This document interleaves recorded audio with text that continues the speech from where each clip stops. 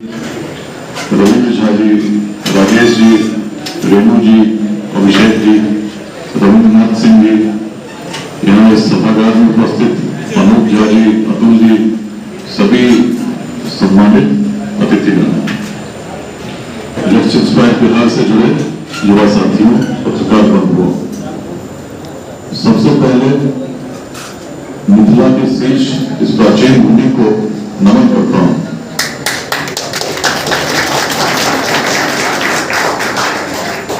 मेरे लिए भी परम सौभाग्य का विषय है कि आज आपके बीच उपस्थित हूं।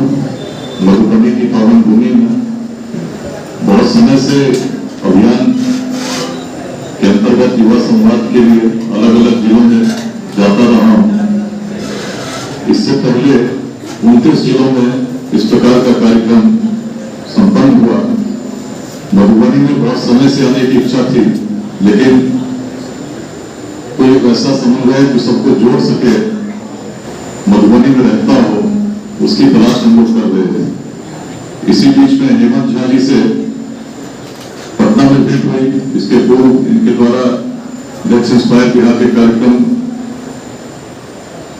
में भूमिका निभाई गई थी। पटना में जब अंतर्राष्ट्रीय महिला दिवस पर कार्यक्रम हुआ, उससे पहले दिल्ली में कार्यक्रम हुआ, मुंबई में कार्यक्रम हुआ, सभी उपस्थित थे। लेकिन अपने मधुबनी में इस प्रकार का कार्यक्रम हो, इसके लिए जब उन्होंने प्रयास शुरू किया तो छोटी सी टीम बनती गई। उसी का नतीजा है कि आज हम लोग इस प्रकार के कार्यक्रम को आयोजित कर सके हैं। बहुत सारे वक्ता आए जिनके मन में एक प्रकार का भाव था कि कार्यक्रम में बहुत कम लोग और बड़े भवन में इसको होना चाहिए था। तो मैं यही कहना चाहता हूँ, लोग भले कम हो, लेकिन एक एक व्यक्ति में जो क्षमता है उसको यदि हर व्यक्ति जान जाए तो कम व्यक्ति कितना बड़ा परिवर्तन कर सकते हैं, इसका अनुमान आप नहीं लगा सकते।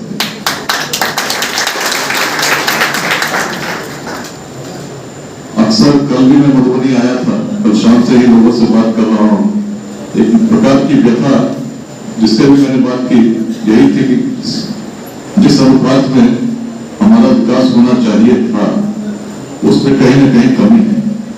अनेक प्रकार के कारण अनेक व्यक्तियों द्वारा छोटे से साक्षात्कारों में व्यक्त किए गए, लेकिन हर व्यक्ति के मन में एक अभिलाषा थी कि कुछ अच्छा होना चाहिए और मधुबनी को विकास के उस शिखर तक हम देखना चाहते हैं। लेकिन मार्ग कैसा हो, किस प्रकार से हो, इस विषय में बहुत संशय है। व्यवस्था को देखकर जब एक व्यक्ति प्रयास करता है, चिंता करता है, तो अक्सर कैसे चीजें बदलनी चाहिए स्पष्ट नहीं होती। व्यवस्था में जमी हुई उस स्थिरता को जब देखता है और तब सोचता है कि इसमें मेरी भूमिका क्या होगी, तो अक्सर हम निराश हो जाते हैं। जीवन में तब उस व्यवस्था को मान लेते हैं कि चीजें ऐसी ही चलेंगी, और जब ऐसा मान लेते हैं वहीं से एक जो फॉरवर्ड लुकिंग सोच थी वहां से गिरते चले जाते हैं।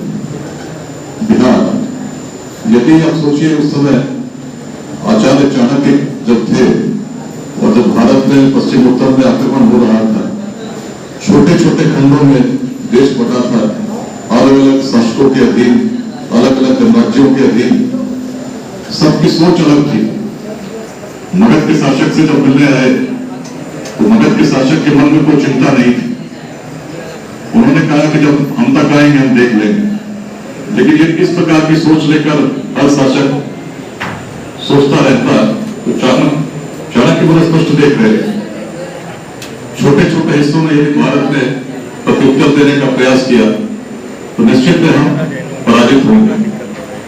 उसके संकेत तभी मिले जब पश्चिमोत्तर भारत में सीमांत के रक्षक तक्षशिला नरेश आम्बी के द्वारा संधि कर दी गई, मार्ग दे दिया गया कि भारत में प्रवेश करें। और पहला जो युद्ध हुआ था, यदि युद्ध कहें, विरोध कहें, किसी शासक ने नहीं किया था। पहला विरोध यदि कहीं से हुआ था तो तक्षशिला के गुरुकुल से हुआ था, जिसका नेतृत्व अपने ही बिहार के युवा कर रहे थे और जिसका नेतृत्व का संचालन अपने ही बिहार के आचार्य कर रहे थे।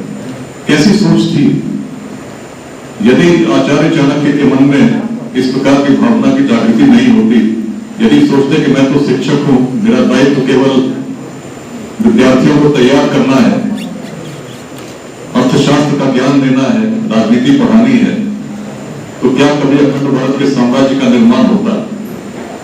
निर्माण तब संभव होता है जब कोई व्यक्ति अपने दायित्व को ग्रहण करता है। दायित्व कैसा है? यदि हम सोचते हैं, जैसे हम सोचते हैं कि भाई मधुबनी में परिवर्तन करना हो तो मैं अकेला क्या करूंगा, तो हम अपने प्राचीन भूमि के संदेश को भूल जाते हैं। जिस भूमि के संदेश ने वेदांत को जन्म दिया हो, प्राचीन काल में जाते हैं तो ज्ञान के भंडार वेदों को मानते हैं, पश्चिम उत्तर भारत में विलुप्त सरस्वती के तट के किनारे। लेकिन जब परंपरा प्रारंभ होती है तो क्या होता है?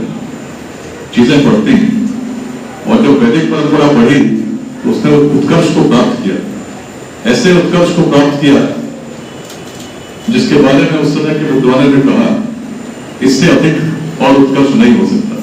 वेदों का अंत हो चुका है, और वेदों का अंत यदि कहीं हुआ, उसके लिए कोई भूमि सबसे अधिक कह सकती है कि यही क्षेत्र था, तो क्षेत्र यही था जहां हम लोग खड़े। प्राचीन मिथिला के उस क्षेत्र में, उस मिथिला के क्षेत्र में जिसके उत्तर में हिमालय, दक्षिण में गंगा, पूर्व में कौशिकी और पश्चिम में नारायणी गंडक स्थापित हो, उसके शीर्ष में यदि कोई क्षेत्र स्थापित था तो यही क्षेत्र है जहां कभी महर्षि याज्ञवल्क्य को भी हम लोगों ने सुना, कभी राजा जनक के जैसे तत्वदर्शी सम्राटों को देखा, कभी ऋषि गार्गी व चक्रवी को अपने समय का नेतृत्व करते देखा, सबसे बड़े विद्वान को भी विद्वतापूर्वक चुनौती करते देखा। और उस भूमि की सोच क्या थी? यदि वेदों में भी पाते हैं तो वेदों में पाते हैं एक प्रकार का प्रश्न है, किसने सृजन किया, क्यों किया, किस प्रकार से व्यक्ति अपने व्यक्तित्व को प्राप्त कर सकता है, अपने जीवन को सार्थक कर सकता है। इस प्रकार के अनेक संदेश वेदों में हम पाते हैं। संदेशों की पूर्ति के लिए अनेक मंत्र पाते हैं, अनेक उपासना के सिद्धांत पाते हैं, दर्शन की भी अभिव्यक्ति मिलती। लेकिन यदि उन प्रश्नों का उत्तर कहीं मिलता है जहां कोई संशय है ही नहीं, तो वेदांत में मिलता है, जहां हर प्रकार के भेदभाव को